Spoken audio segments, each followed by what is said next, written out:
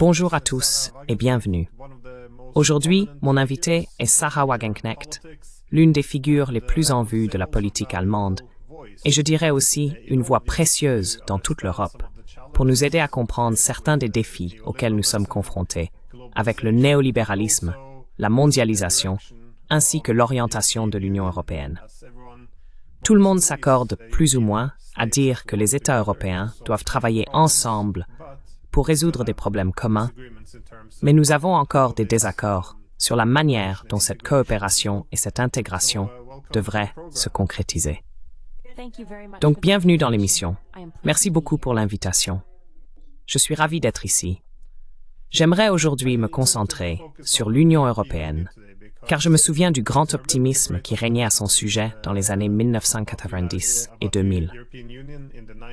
Mais aujourd'hui, nous constatons une aggravation des problèmes économiques, sociaux et politiques. Je pense qu'un bon point de départ serait d'aborder les problèmes économiques. Selon vous, quelles sont les causes profondes des difficultés économiques de l'Europe et des obstacles à leur résolution?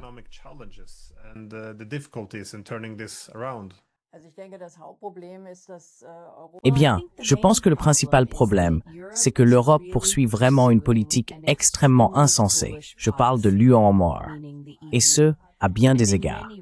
D'une part, avec les traités de Maastricht et les décisions prises à l'époque, ils se sont essentiellement liés les mains en matière de politique industrielle, d'efforts communs ciblés pour promouvoir les nouvelles technologies et bien plus encore.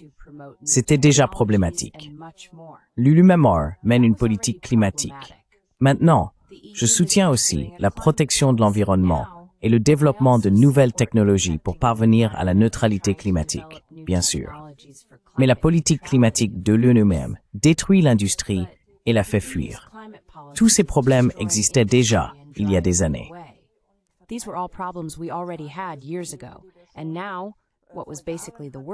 Et maintenant, ce qui était en fait le pire de tout est arrivé.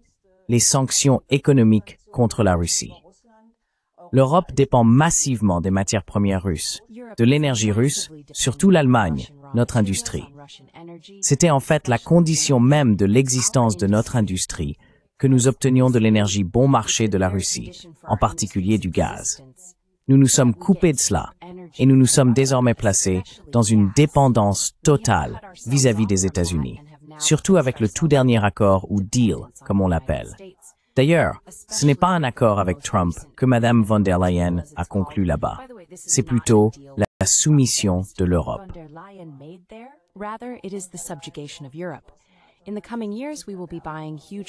Dans les années à venir, nous achèterons d'énormes quantités d'énergie américaine coûteuse, qui, soit dit en passant, est également de moindre qualité et plus polluante. C'est du gaz de schiste, après tout. Dans de telles conditions, nos entreprises ne peuvent tout simplement plus produire de manière compétitive. En plus de cela, nous avons également un mauvais accord commercial. Les Américains peuvent exporter leurs marchandises vers l'Europe sans droit de douane, tandis que les produits européens sont soumis à des tarifs de 15%. Toute cette politique n'a donc aucun sens et montre clairement que de nombreux responsables politiques européens se trouvent manifestement dans une véritable position de vassalité vis-à-vis de Washington, se soumettant complètement à la volonté de l'administration américaine. Et bien sûr, cela se fait au détriment des populations européennes.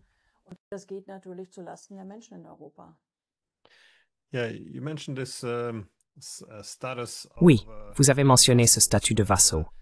Et c'est intéressant, car l'Union européenne visait autrefois ce qu'elle appelait l'autonomie stratégique ou l'indépendance européenne. Mais aujourd'hui, il semble que l'UE se rende plus dépendante des États-Unis, surtout avec ce très mauvais accord commercial. Maintenant, la solution courante consiste à diversifier les partenariats économiques, c'est-à-dire avoir de bons contacts et commercer avec les États-Unis, mais sans être trop dépendant. Mais comment expliquer ce qui s'est passé avec cette autonomie stratégique?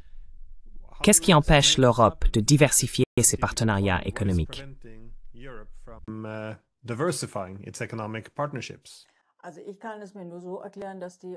Eh bien, la seule façon dont je peux l'expliquer, c'est que les politiciens européens actuellement au pouvoir, surtout en Europe de l'Est, mais malheureusement désormais aussi en Europe de l'Ouest, se sont complètement soumis aux directives de Washington et font évidemment aussi partie de certains réseaux. Dans de nombreux cas, il s'agit de politiciens qui ont été promus comme jeunes leaders mondiaux, qui sont impliqués dans d'autres réseaux et groupes de lobbying. On dit toujours que ce n'est qu'une théorie du complot. Mais bien sûr, les États-Unis font cela. Ils essaient d'influencer les politiciens à l'international. Ils essaient de les impliquer, car sinon ça ne s'explique pas. Donc c'est une politique qui va complètement à l'encontre des intérêts des Européens. Ce que fait Madame von der Leyen est une catastrophe. Et il y a très peu de personnes en Europe, très peu d'hommes d'État aussi, qui s'opposent à cela.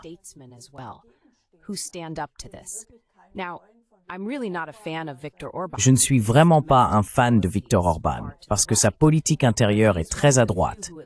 Mais il fait partie des rares à défendre encore les intérêts de son pays et à dire « oui, nous continuerons à acheter du pétrole russe parce que nous en avons besoin ». Il a aussi essayé de donner d'autres priorités à la politique de paix. Mais je ne peux l'expliquer qu'en disant qu'il y a des personnes impliquées qui font partie de certains réseaux. En Allemagne aussi, nous avons eu autrefois des chanceliers. Je pense à Willy Brandt, Helmut Schmidt, même sous Kohl, et aussi Gerhard Schröder. Ils se sont opposés à certaines choses venant de Washington. Au moins dans ces cas-là, ils se sont rebellés. Ils ont dit non, nous avons ici des intérêts différents et nous tiendrons bon. Et nous n'avons plus de personnes comme ça en politique allemande, et presque plus en politique européenne.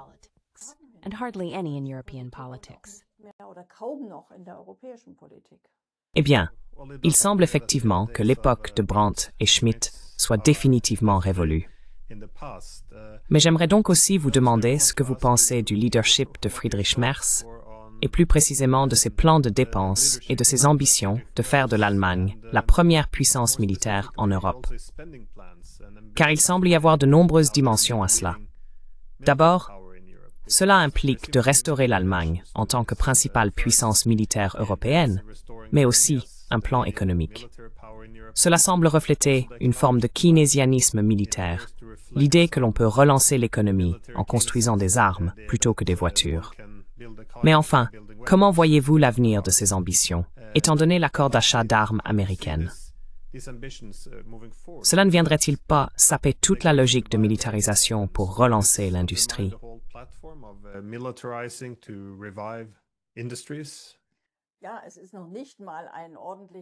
Oui, ce n'est même pas un véritable keynésianisme militaire. Mais même cela, comme vous l'avez justement souligné, est sapé par le fait que les armes sont principalement achetées aux États-Unis. Et permettez-moi d'être très clair, même le keynésianisme militaire n'est pas ce dont notre pays a besoin en ce moment, ni ce qui nous fera avancer.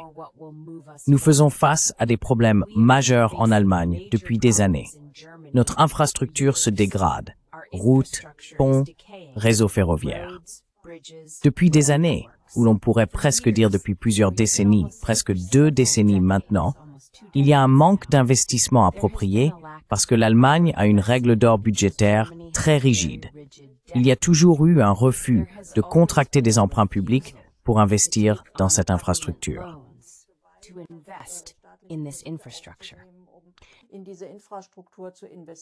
Nous avons un système éducatif relativement médiocre, ce qui engendre de nombreux problèmes. Nous faisons face, par exemple, à une grave pénurie de logements, notamment parce que nous avons accueilli un très grand nombre d'immigrés ces dernières années. L'Allemagne manque de 800 000 appartements. Il y aurait donc de nombreuses raisons d'investir en Allemagne, même en tant que gouvernement. Et contracter des emprunts à cette fin serait en réalité tout à fait raisonnable, car cela permettrait au pays de se remettre dans un meilleur état. Mais cela n'est pas fait. Le programme d'infrastructure est également très axé sur le secteur militaire. Et même si l'industrie de l'armement est en plein essor dans certains domaines, Rheinmetall vient d'ouvrir une nouvelle usine de munitions, cela n'apporte pas la prospérité. That doesn't bring prosperity. Cela peut créer quelques emplois, mais rien n'est produit qui profite aux gens ou améliore la vie d'une quelconque manière. Et Friedrich Merz en est bien sûr un autre exemple. Il a passé de nombreuses années chez BlackRock et est fortement influencé par cette expérience. Une grande partie de ce qu'il fait profite également à des entreprises comme BlackRock car elles détiennent ses actions et en tirent profit. Par exemple, pour les réseaux électriques. Nous gérons nos réseaux électriques par le biais de prestataires privés afin qu'ils puissent réaliser d'énormes bénéfices. BlackRock est l'un des acteurs dans ce domaine. On constate donc encore et encore que les politiciens sont aussi des lobbyistes, qu'ils sont impliqués. Et malheureusement, nous avons aussi, c'est quelque chose que j'ajouterai à votre question précédente, une presse qui soutient massivement cette politique. That massively supports this policy. That is truly alarming. C'est vraiment alarmant. Si nous avions un journalisme critique qui remettrait en question le gouvernement chaque jour, qui attaquerait aussi Merz pour toutes ses mauvaises décisions, comme cela avait commencé sous le gouvernement Scholz, lorsque la folle course au réarmement a débuté, alors le gouvernement serait peut-être soumis à une certaine pression. Mais le vrai problème, c'est que la presse dominante en Allemagne ne cesse d'appeler à nous préparer à la guerre, à investir davantage dans l'armement, à acheter des armes américaines.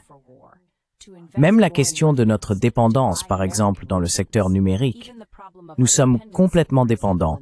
Nous sommes en fait une colonie numérique des Américains. Toute l'Europe l'est, mais surtout l'Allemagne, n'est pas abordée dans la presse dominante.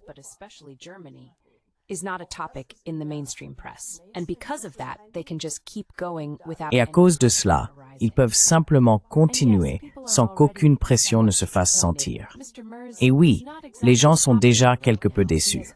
M. Merz n'est pas vraiment populaire en ce moment. Il a déjà rompu une promesse électorale après l'autre, même en seulement ce demi-année qu'il est en fonction. Mais jusqu'à présent, cette pression ne s'est pas traduite par des gens qui descendent dans la rue ou qui protestent. Et malheureusement, c'est aussi un gros problème. En conséquence, il continue simplement comme avant. Et c'est vraiment une politique qui est très négative pour notre pays et qui rend déjà la vie des gens plus difficile, réduit leur prospérité. Et beaucoup doivent vraiment se battre pour joindre les deux bouts avec leurs revenus. Oui, et malheureusement, il y a aussi beaucoup trop peu de pression venant de la rue. Yes, and unfortunately, there's also far too little pressure from the streets. We don't have mass demonstrations in Germany where people... Nous n'avons pas de manifestations de masse en Allemagne où les gens résistent, où ils interpellent les politiciens et Merz pour qu'ils changent leur politique.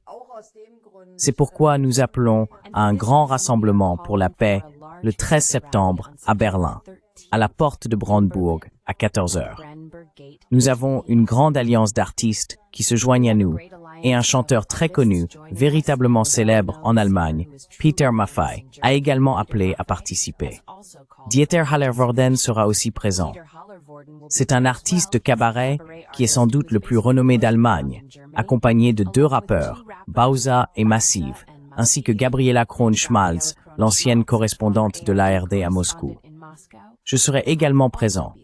Nous espérons donc vraiment pouvoir organiser un événement majeur pour faire pression sur le gouvernement afin qu'il change ses politiques de guerre.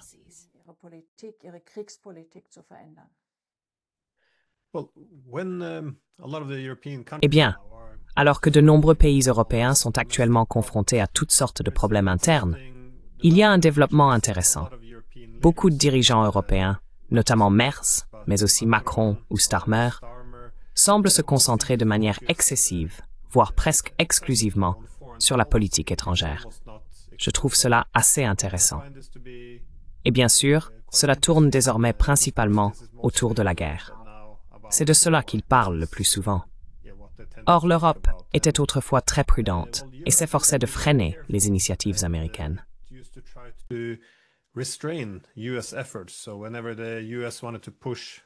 Ainsi, chaque fois que les États-Unis voulaient, par exemple, pousser à l'élargissement de l'OTAN, c'était Merkel, Hollande et d'autres qui tentaient de freiner un peu.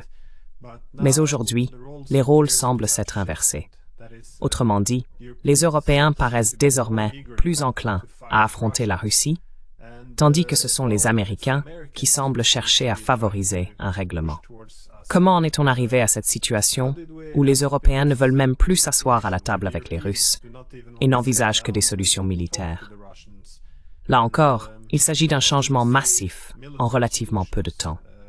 Je me demandais, quel était votre point de vue à ce sujet?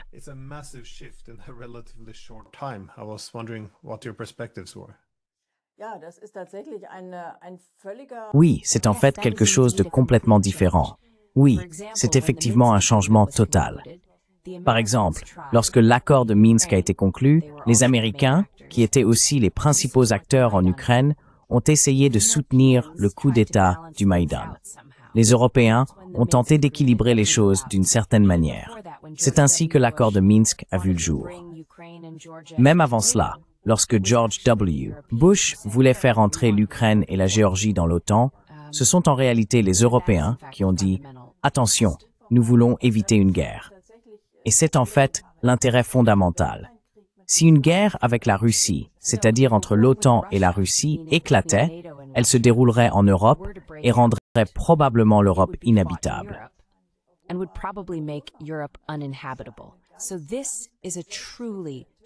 C'est donc un développement vraiment horrible auquel nous assistons ici. Et c'est pourquoi c'est en réalité incompréhensible. On a vraiment l'impression maintenant que Trump veut effectivement mettre fin à cette guerre, non pas parce qu'il est un homme épris de paix, mais simplement parce que c'est une guerre perdue pour les États-Unis, qui ne fait que coûter énormément d'argent, et il veut se concentrer davantage sur le conflit avec la Chine. Mais ce serait une bénédiction si cette guerre prenait fin, car elle est extrêmement dangereuse. Elle peut s'étendre, elle peut déborder sur l'Europe. Et le fait que les Européens fassent maintenant vraiment tout pour torpiller, perturber et rendre impossible un éventuel accord de paix est alarmant.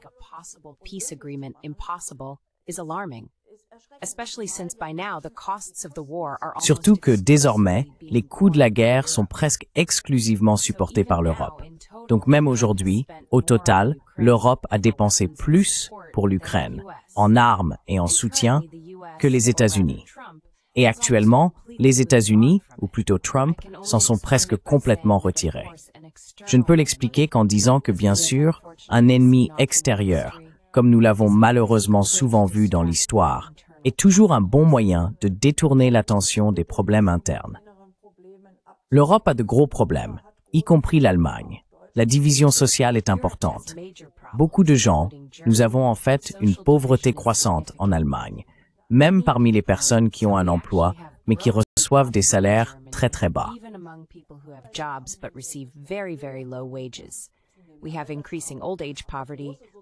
Nous avons une pauvreté croissante chez les personnes âgées. Nous connaissons d'importants conflits et contrastes sociaux. Cela est en partie dû au niveau élevé d'immigration de ces dernières années. Il existe également des problèmes culturels, et bien sûr, un ennemi extérieur détourne l'attention de ces questions. Donc maintenant, c'est comme si on disait, nous devons tous rester unis, car à un moment donné, Poutine pourrait nous envahir. Malheureusement, cela fonctionne sur une partie de la population. Si vous consommez les médias en Allemagne, vous recevez chaque jour le message « Nous sommes au bord de la guerre avec la Russie ». C'est subtil, mais c'est répété constamment.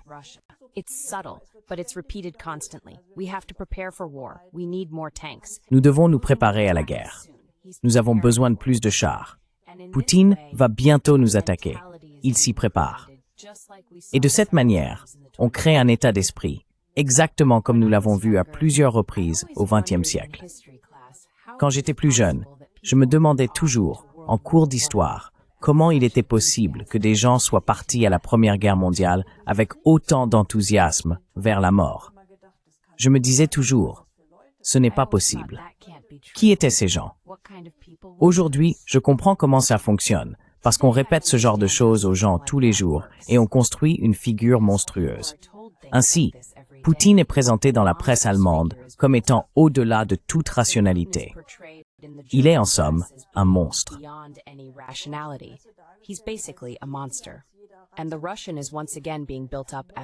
Et le russe est à nouveau présenté comme une image ennemie.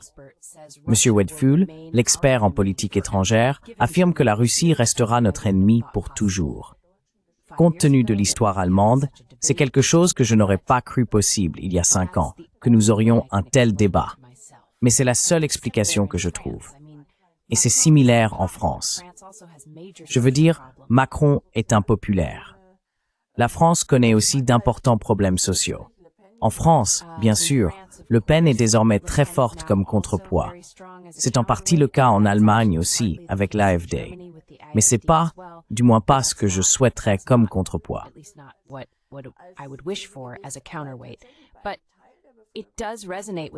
Mais cela trouve un écho auprès d'une partie de la population, et c'est extrêmement dangereux. Car si les Allemands, ou les Européens en général, cette soi-disant coalition des volontaires, ou plutôt la coalition des volontaires pour faire la guerre, comme il faudrait le dire, s'ils envoient effectivement des troupes en Ukraine, cela signifierait la guerre avec la Russie, car la Russie n'acceptera jamais cela. Ce ne sont pas des garanties de paix qu'ils débattent. Ce sont des garanties de guerre. Toute la guerre en Ukraine a éclaté à l'origine pour empêcher une présence militaire de l'OTAN en Ukraine. Et si les Européens menacent de stationner des troupes là-bas dès que les armes se tairont, alors les armes ne se tairont pas. C'est la logique qui sous-tend tout cela.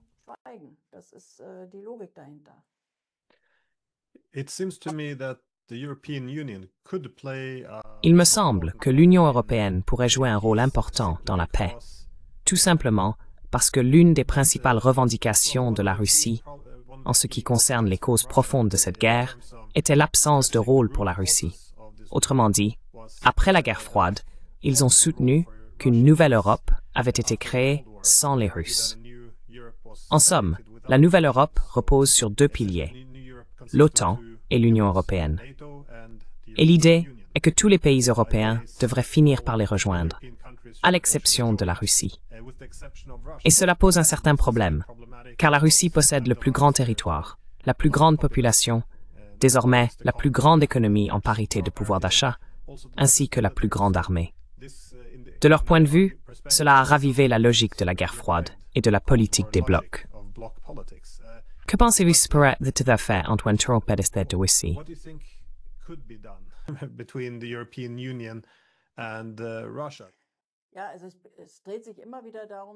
Oui, cela revient toujours au fait que nous devons nous rendre indépendants des directives venant de Washington.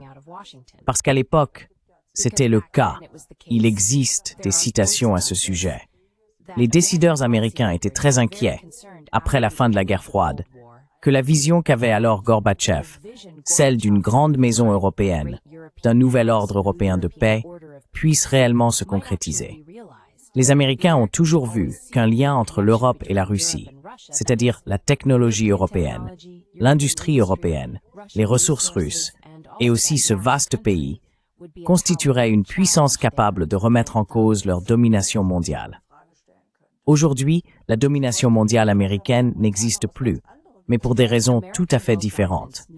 Dans de nombreuses régions du monde, ils ne sont plus un hégémon.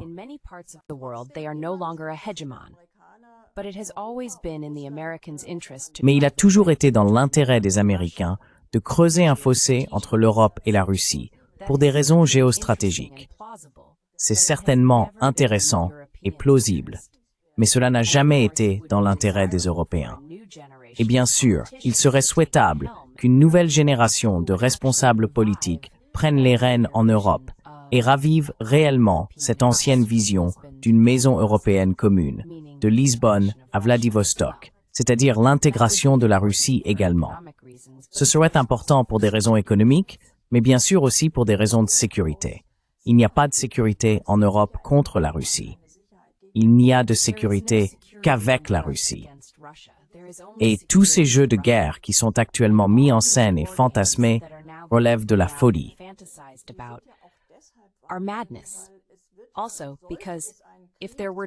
De plus, s'il devait y avoir une guerre entre les pays de l'OTAN en Europe et la Russie, ce ne serait pas une guerre conventionnelle, car la Russie est inférieure sur le plan conventionnel.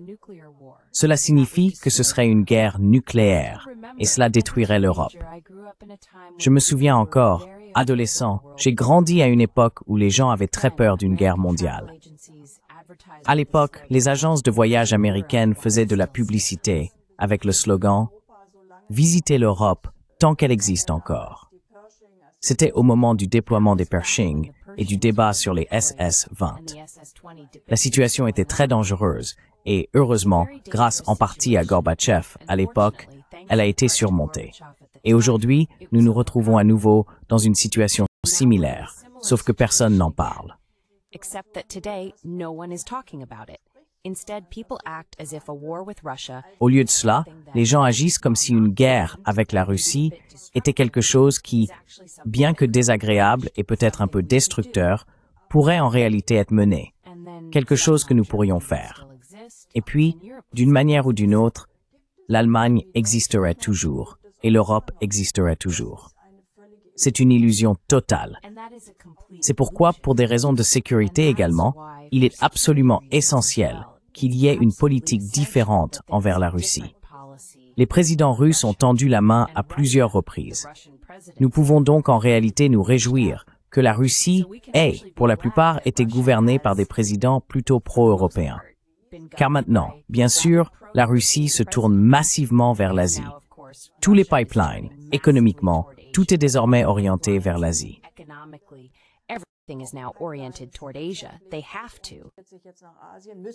Ils le doivent. Et bien sûr, à un moment donné, quelqu'un d'autre pourrait arriver au pouvoir. Après tout, Poutine reste très influencé par l'Europe. Il parle allemand et a laissé entendre à plusieurs reprises qu'il souhaite en réalité coopérer avec l'Europe. C'était clairement sa stratégie avant la guerre en Ukraine. Et si un jour quelqu'un arrivait au pouvoir en Russie qui soit véritablement un anti-européen très agressif, alors la situation deviendrait vraiment dangereuse.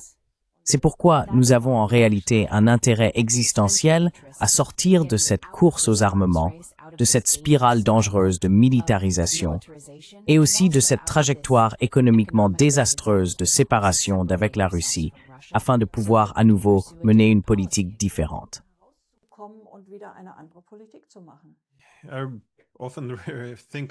Je pense souvent au grand diplomate américain George Kennan, qui bien sûr fut l'architecte de la politique de l'endiguement. Mais dans les années 1990, il était assez consterné, car il faisait remarquer que nous avions toutes ces opportunités de créer n'importe quel type d'Europe après la guerre froide. Il voyait cela comme un manque d'imagination politique. Le seul modèle que nous pouvions imaginer était un retour à la politique des blocs, qui devait être à l'intérieur, qui devait être à l'extérieur. Donc encore une fois, il aurait pu y avoir de nombreuses opportunités passionnantes pour créer, comme vous l'avez dit, cette grande Europe de Lisbonne à Vladivostok, qui serait encore très différente d'aujourd'hui. Mais cela m'amène à ma dernière question. Selon vous, quelle voie l'Union européenne a-t-elle mal prise? Et quel serait un meilleur avenir pour l'Union européenne, étant donné que, comme je l'ai dit en introduction, nous avons toujours besoin d'un moyen pour que les États européens coopèrent pour la prospérité et la paix commune. Quelles autres voies l'UE pourrait-elle emprunter?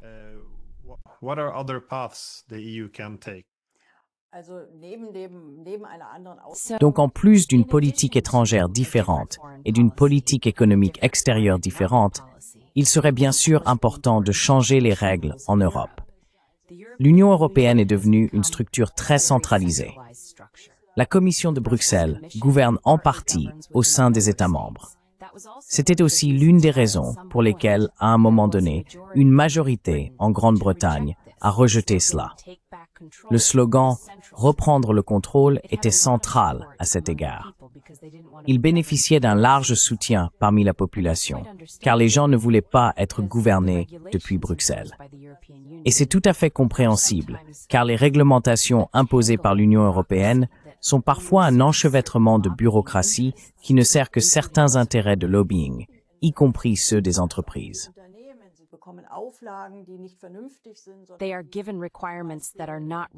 On leur impose des exigences qui ne sont pas raisonnables.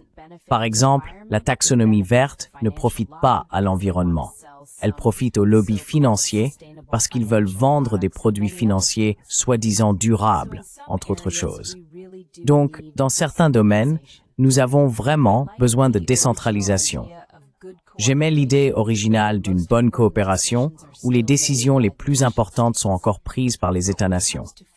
Mais lorsqu'il s'agit de projets d'avenir, de nouvelles technologies ou de choses comme notre propre infrastructure numérique ou notre propre industrie des semi-conducteurs, nous devons travailler ensemble, car aucun pays ne peut y parvenir seul. Il s'agit donc de maintenir la coopération, de viser certains objectifs ensemble, mais aussi de permettre aux pays de se concentrer davantage sur leurs propres priorités.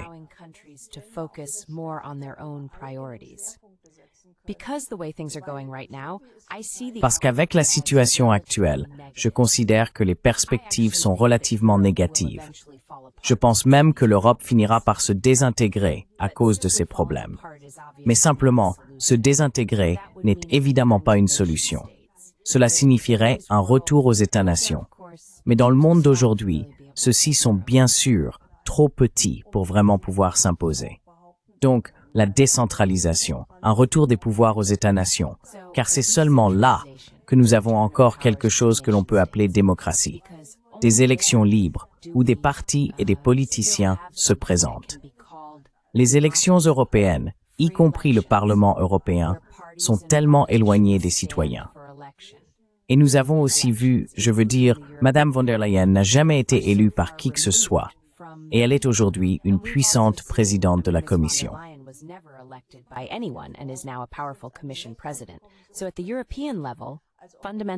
Donc, au niveau européen, les éléments fondamentaux dont la démocratie a besoin ne fonctionnent tout simplement pas. Il n'existe pas non plus de sphère publique à l'échelle européenne. J'ai moi-même passé 5 ans au Parlement européen. Je l'ai vécu à l'époque et cela n'a pas changé aujourd'hui. C'est un Parlement qui est très fortement, en fait encore plus que les parlements nationaux, influencé par les lobbies d'affaires. Ils vont et viennent dans les commissions. Ils influencent les votes, bien plus que dans les États-nations.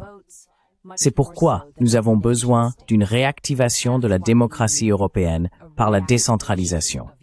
Mais bien sûr, il ne s'agit pas d'arrêter toute coopération.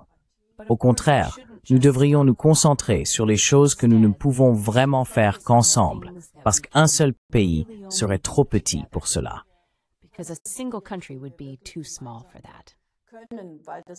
Merci beaucoup d'avoir pris le temps de nous parler. C'est une période très critique pour l'Europe, donc j'apprécie vraiment vos analyses. Merci infiniment. Merci.